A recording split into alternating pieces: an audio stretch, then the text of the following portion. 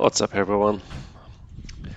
When I first tried this board, I was so impressed by the performance that I thought it was all excitement and less substance. So, decided to take a few days break in between to reset my senses.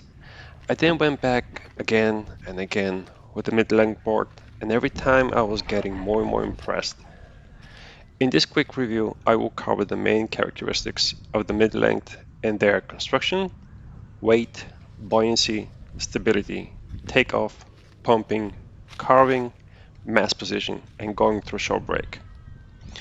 So, in that sequence, construction is first. Durability, fit and finish of this board are second to none. Armstrong is known to have good manufacturing quality, and this board is no exception. I inspected the board for imperfections and couldn't find any.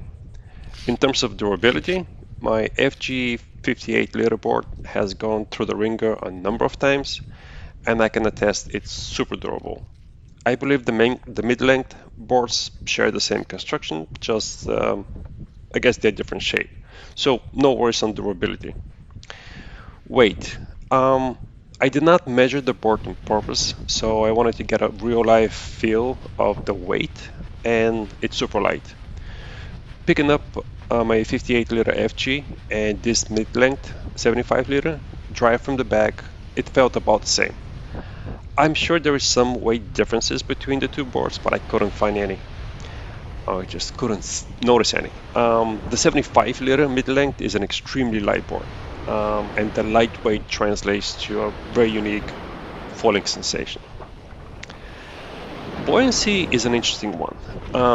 This board is rated by Armstrong at 75 liters, and it's probably true. I just felt it to be more buoyant than my old 75 liter F1 board.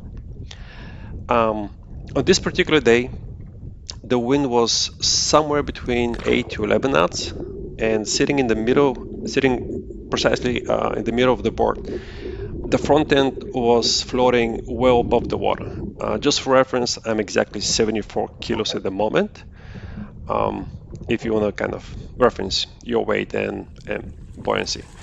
So the 75 liter F1 was sinking more than the Army 75 liter. Um, if you're around my weight, I think you're going to find that 75 liter mid-length Armstrong will be plenty buoyant. Stability. The narrow hull shape makes this board slippery through the water, but it also makes it a bit more pitchy and difficult to mount. It may take you a few tries to get comfortable, and once you do, this board becomes like a missile in the water.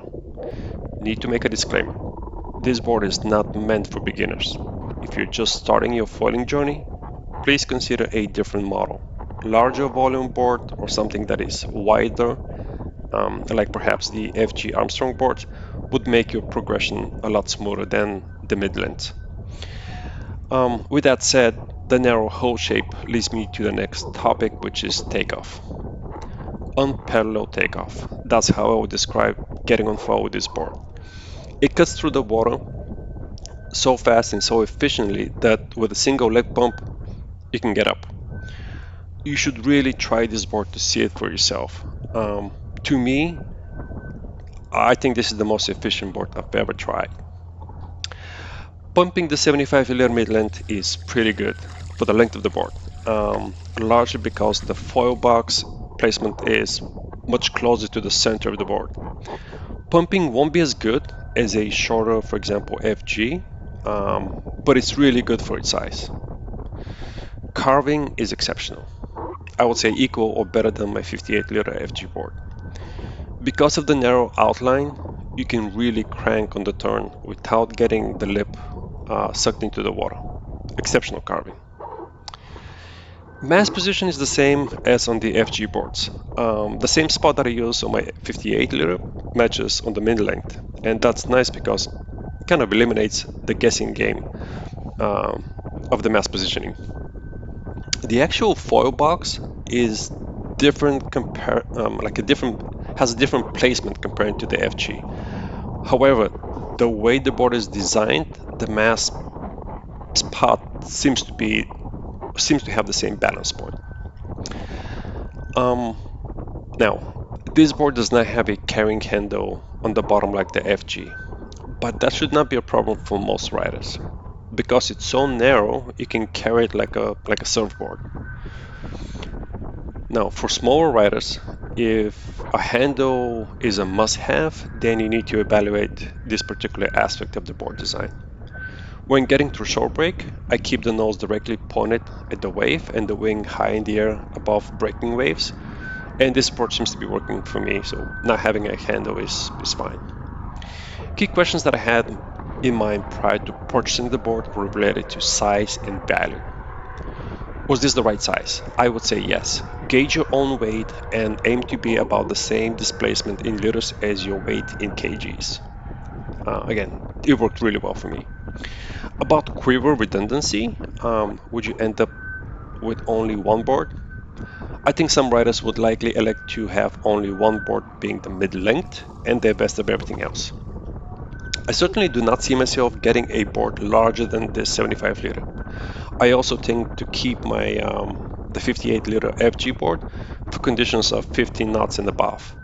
The feel of riding smaller boards is just different. It's just different feel. I do partially sync with my 58 FG and need minimum of 50, I would say minimum of 14, 15 to take off knots. The mid length will be used 90% of the time during the summertime here in Florida, and I'll ride the FG during more power type conditions.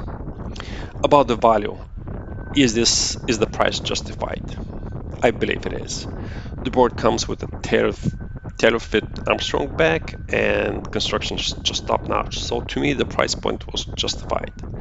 Besides, many brands have the same boards in the same price range, so getting the Army board made sense to me. Final point, is this the best board of 2024? To me, probably it is. The ability to take off in super light conditions is equal or greater than a true downwind board. Some people would likely disagree with this statement, but to me, with a few leg pumps, the board seems to be releasing faster than the longer downwind board. I had a session on a KT Dragonfly, and it felt the mid-length gets on fall faster in super light conditions. Combine this with a awesome carving ability and decent pumping, I think it would make this board best all around for 2024. I hope this review helps you narrow your board choice, and please hit me up with comments should you have any questions. Take it easy, and I'll see you on the water one day. Cheers. Bye.